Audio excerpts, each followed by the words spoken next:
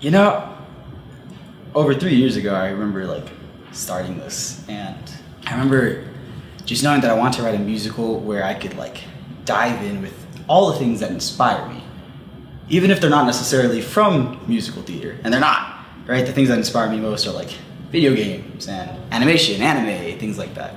I remember telling so many people that I had this idea about writing a musical that feels like a video game, and at first I remember the looks that came with it, but you know, the fact that it's happening.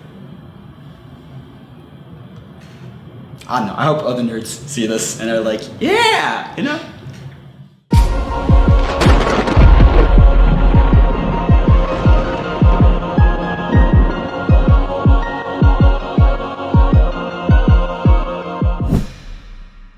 So, funny story.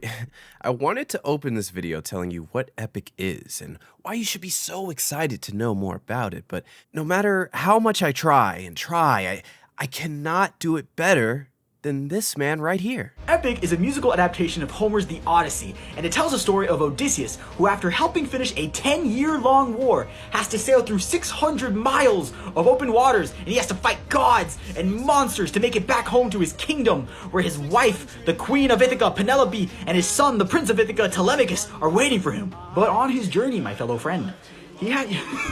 Whoa. His enthusiasm is infectious, I know. This man right here is none other than Jorge Rivera-Herrans. Totally didn't take me 10 takes. Also known as Mr. Pam Pam, or Mr. Jorge, or Mr. Jalapeno. I promise this is not racist. He has gone by these names. Fact check me on that.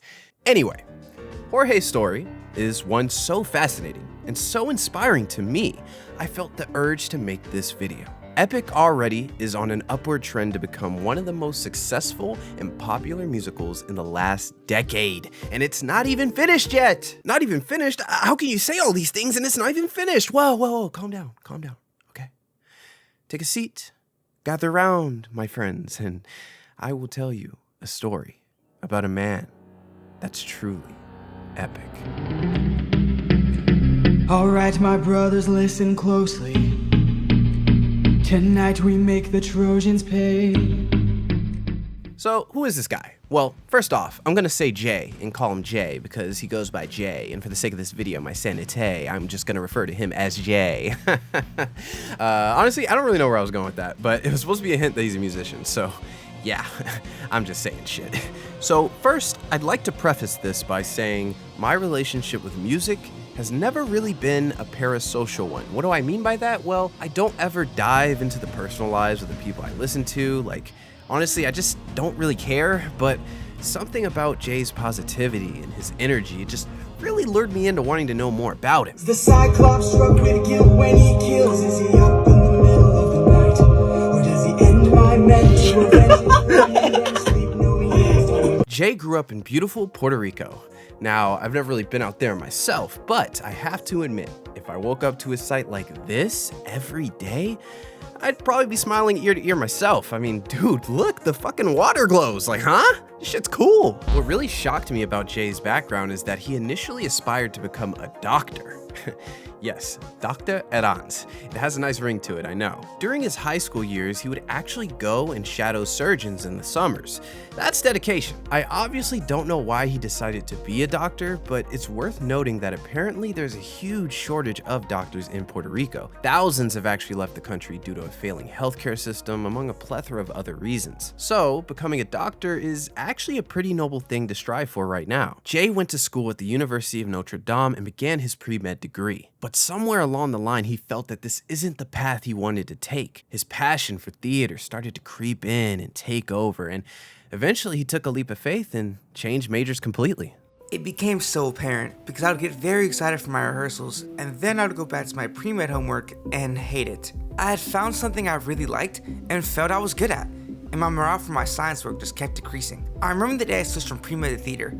I was so excited. A little terrified, but also super excited. His family was pretty shocked by this, and I of course don't want to make any assumptions here, but I think there was some tension there. As this sudden change in Jay's life led to his first musical production, My Heart Says Go. Hey guys, welcome back to Notre Dame Day. I'm Brandon Pope, and here to perform his hit from his musical, his very own musical, The Prodigy of Cardiology, is Jay Rivera-Herrans at Notre Dame Jr. Take it away. Hey, have you ever tried freestyling on a heartbeat? What? You know, like the heart, it's a beat and then you freestyle on it. And Indigo, focus on the surgery.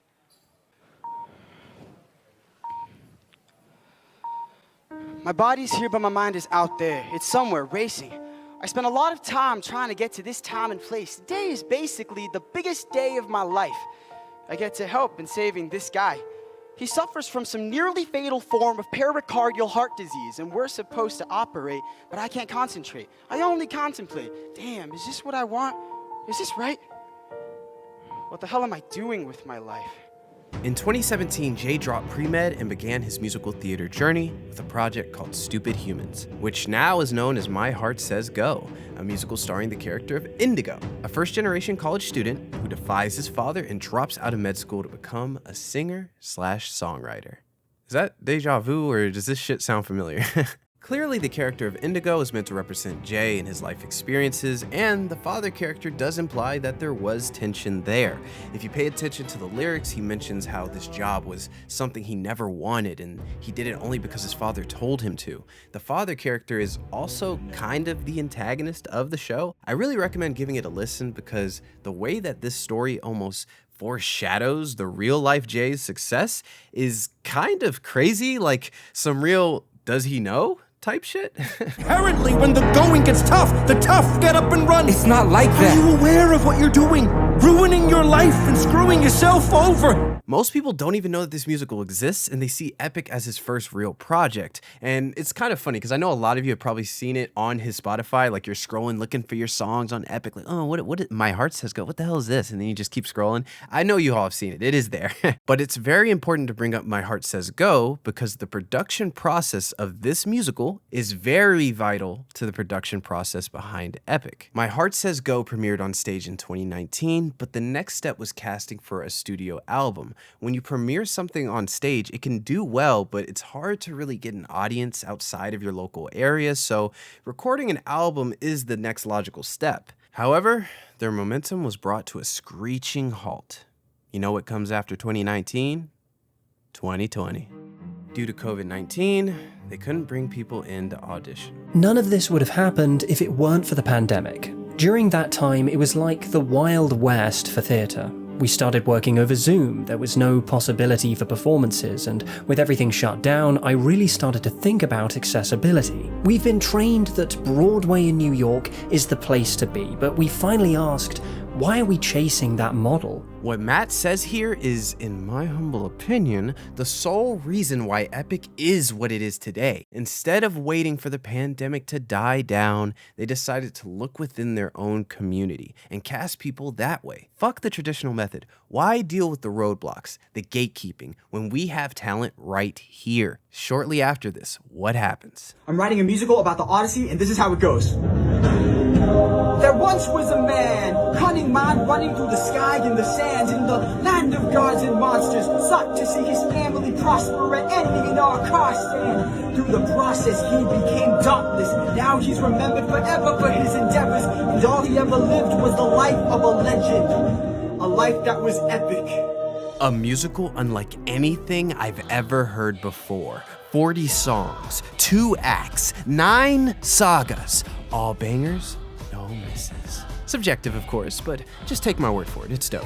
During his senior year, Jay started developing Epic as a senior thesis project. The project was very early in development and wouldn't be done for quite a while, but a few peers kind of pushed him to start posting some of it online, and thank God they did, because this decision changed everything. TikTok being the quickest place to find an audience really exploded Epic's popularity. It became an outlet for ideas, concepts, figuring out what works and what doesn't. By all accounts, it made Jay improve as a musician. As Epic starts to skyrocket in popularity, Jay makes a decision that I find really commendable. Instead of using his newfound reach to try and acquire big names or high-value talent, he instead looks to his own audience for auditions to play the characters. Not so surprising when you learn more about the process behind My Heart Says Go, but once again, pivoting from the traditional method and looking to the community. After all, with no community, there would be no Epic. This mindset and sticking to it is what made Epic a huge success.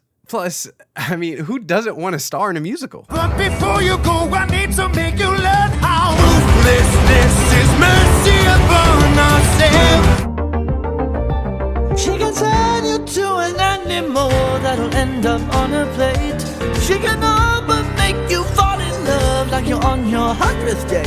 I wonder who'd take the weight of the damned and suffer a gruesome fate to the thunder. Bring her through the ringer. Show her I'm the judgment call, the one who makes her kingdom fall.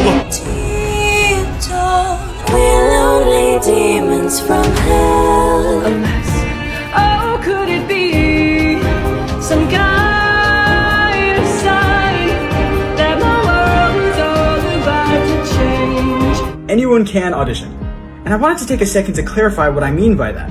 When I say that anyone can audition, I mean that anyone, regardless of your age, gender, location in the world, anything, can audition. Listen, if we hear your voice and decide that your voice is the right fit for the character, we will do everything in our power to make it work regardless of the circumstances. So if there's a character that really resonates with you, audition.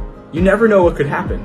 I hope this helps. Always remember that for Epic, anyone can audition. Jay would receive thousands and thousands of auditions. The auditions were done in the form of duets on TikTok, meaning every single audition meant more eyes on Epic. I'm not sure if this was a part of his plan or if he knew that this was going to do what it did, but I need him to know that this is marketing genius. Let me put it like this. For every 1,000 auditions equals a multitude of tens of thousands of new eyes on Epic. And when you look at the final results, I mean, turns out TikTok is a very efficient way to find talented people. Lower your guard, here we have a chance for some adjustment.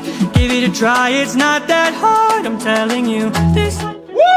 Yes! Oh my gosh, dude.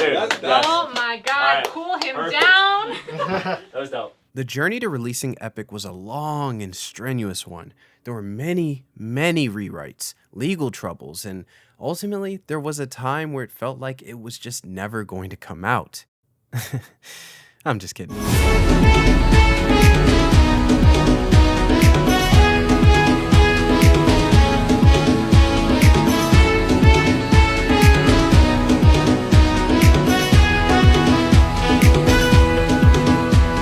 Epic would release its first concept album, The Troy Saga, on December 25th, 2022. The album was a massive success. The dream became real, and now each saga that comes out breaks the record of the last. So now that I've caught you all up, let's talk about Epic.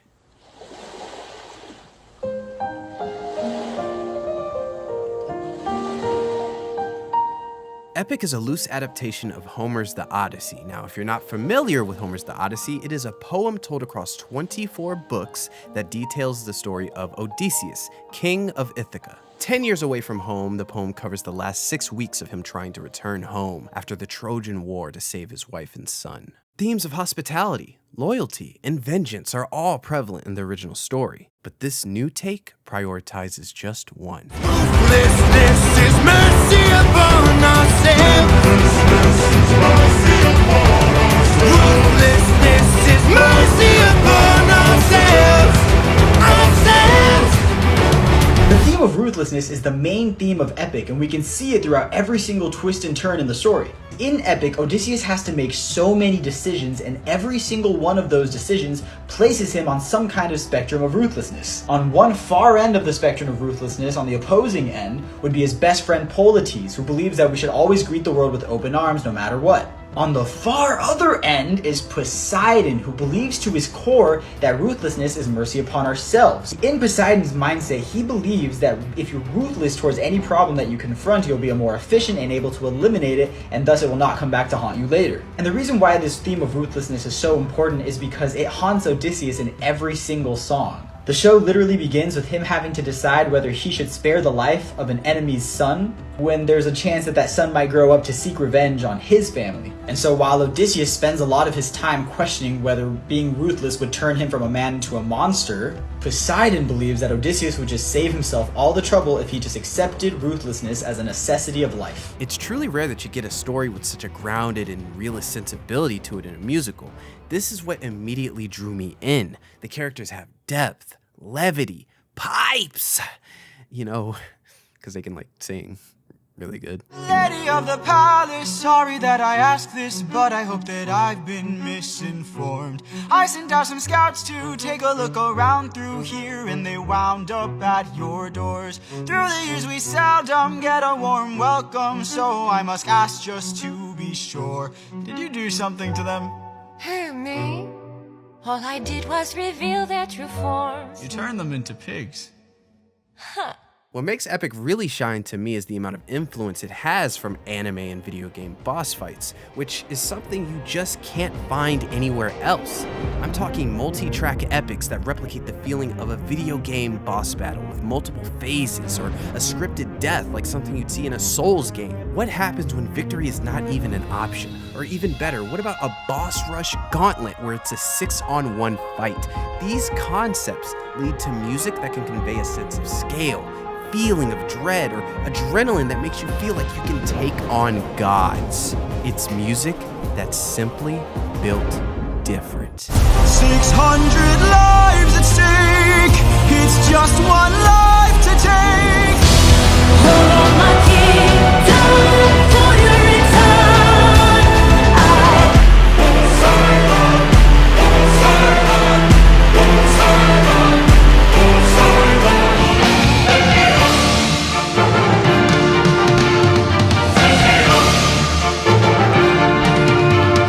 I see a song of past romance. I see the sacrifice of man.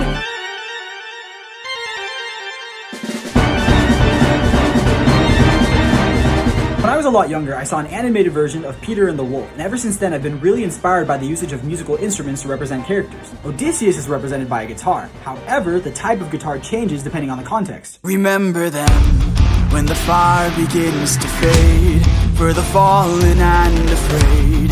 Close your eyes and spare yourself the view. Peter and the Wolf is quite literally the lifeblood of Epic. The decision to have each character represented by a specific instrument is brilliant for a story like this. This choice gives everyone's songs a unique feel and identity while also making the characters that only appear once in the show really memorable. My favorite aspect is that the more magical or divine something is, the more electronic the musical elements become. It really shows off this display of power being imposed whenever a god or a creature appears before Odysseus and his crew.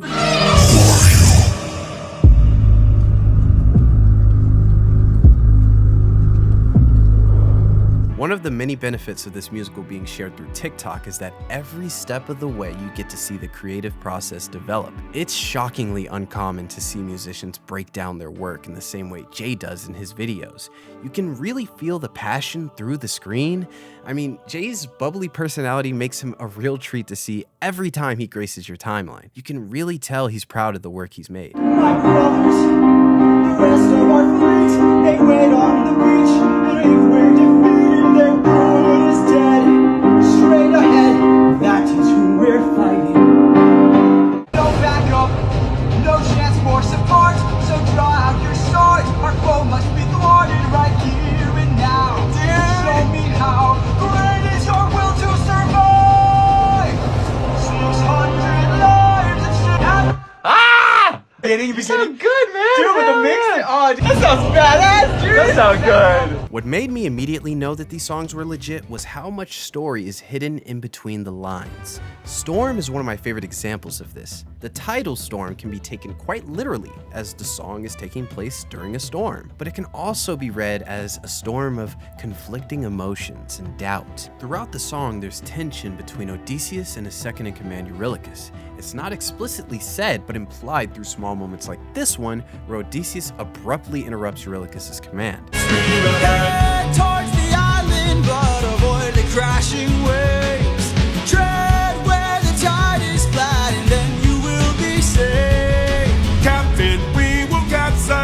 these waves our fleet will fail.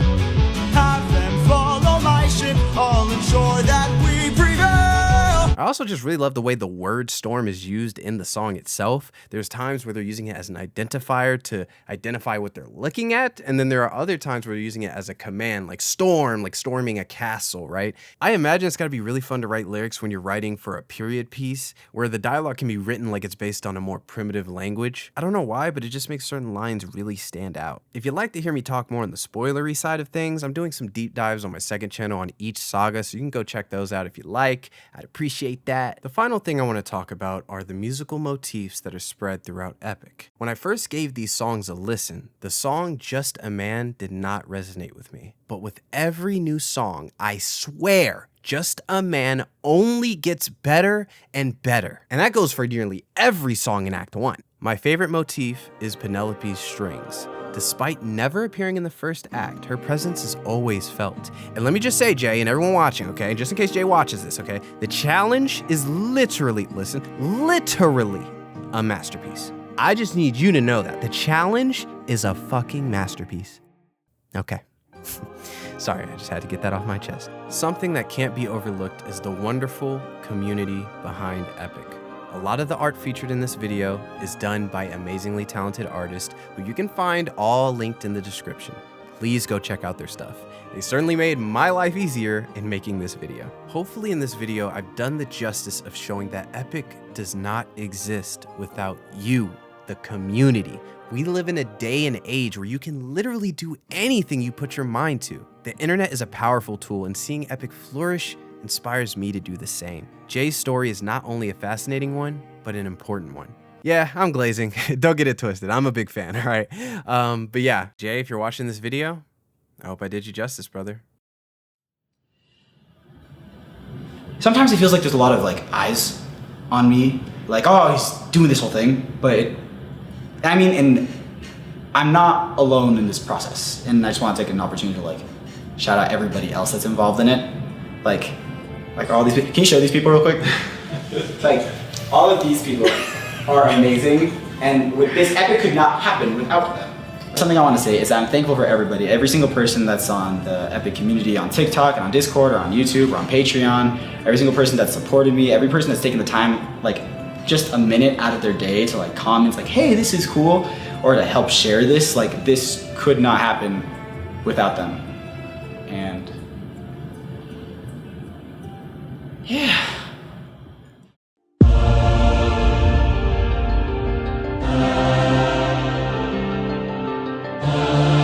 Does a man become a